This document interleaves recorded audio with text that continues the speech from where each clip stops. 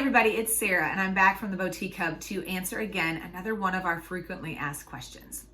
This question seems to be asked all year round. It depends on who you are, what type of business you're in, but there's always a slow time, right? So we're always asked this question. Where are my customers? Why am I not making sales? How do I get more customers to my site or into my front door? How do I get them to buy more? Guys, we hear this all the time, and it happens. Every retailer is going to have a slow time. Now, if it prolongs, that becomes a problem. So here are a couple tips for you today to get busy to figure out where the problem is. Now, granted, every store, like I said, is going to have some downtime. Customers are going to go through a transition, right? But when that prolongs and we start to see a trend that certain customers aren't shopping with us anymore, or certain customers that used to spend, $200 at a time are now only spending $50, right? We have to get busy and we have got to be proactive and ask ourselves why. Number one, what is it we are no longer offering that customer? Number two, what problems are they having in their lives that I can't solve?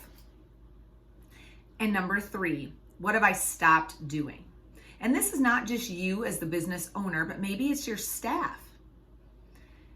A couple of things that I know that trend in these three areas are the following. Number one, have you, the business owner, started to take more time off? Are you no longer present or available in the store like you used to be, or as the face of your social media? That's a big one. It seems like the more or the bigger you get as a business, or the longer you've been in it, the more you tend to take off, or you get busy in the back room doing book work or ordering more inventory, and you're not as present as you used to be. Your customers notice that. They start to feel like you're not available for them. What do? They start to find somebody who is. The next one, what are you not solving in their life, right? That goes along with the number two. What are you not offering them?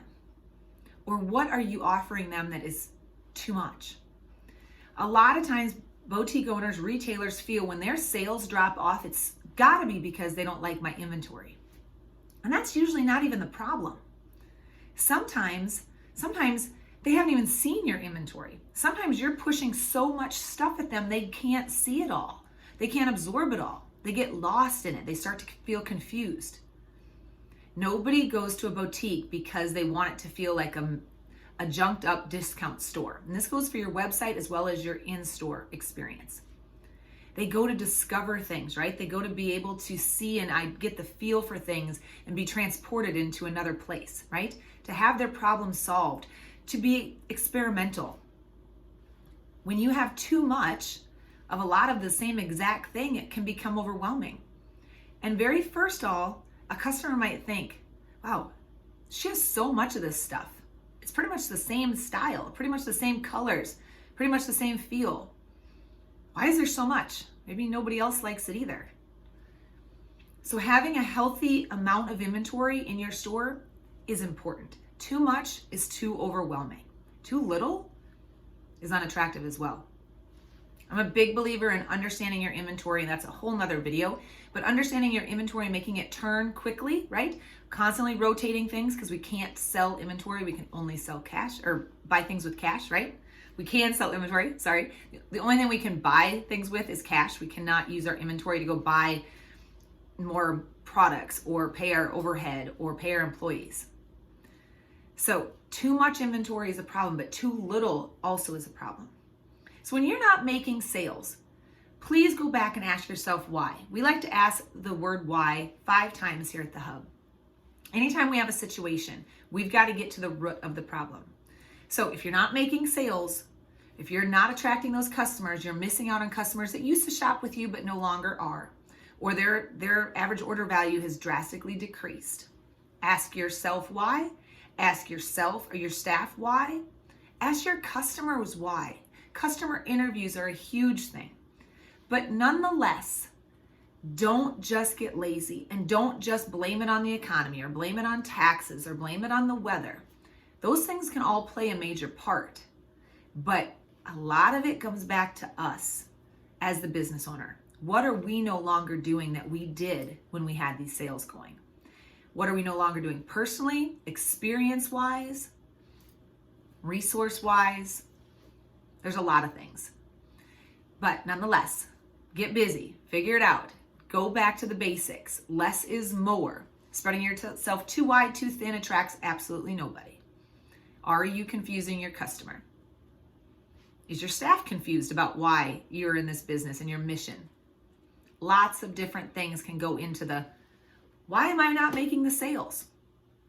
Put yourself in the position, in the shoes of the customer. Walk through your store and ask yourself honestly, would I shop here? Why or why not? Guys, I hope that gave you some insight. I hope you find a way to get up off your chair in your office, get out onto your sales floor, go through your website, go through it with the eyes of a customer. And I guarantee you, you will figure out why you're no longer making the sales that you used to. Too much? Too little? Something your customers didn't want to begin with? There's so many different reasons, but a lot of it is on us. So be the investigator, figure it out. It's all part of being an entrepreneur. This is the fun stuff, right? This is the fun stuff. This is where it gets challenging. So that is my tip for you guys today. Understand everybody's going to have a downtime, but we've got to come back up from it. And a lot of times it's through change. It's going back to what we really started the business for in the beginning. Because then we were super passionate about it. That was the honeymoon phase. We got to get back to the honeymoon phase. All right, guys, if you like this, let us know. If you have other questions, please continue to email them to us. Drop them in a Facebook message. Drop them below. You can always find us at theboutiquehub.com. Again, my name is Sarah, and I'll be back with you soon.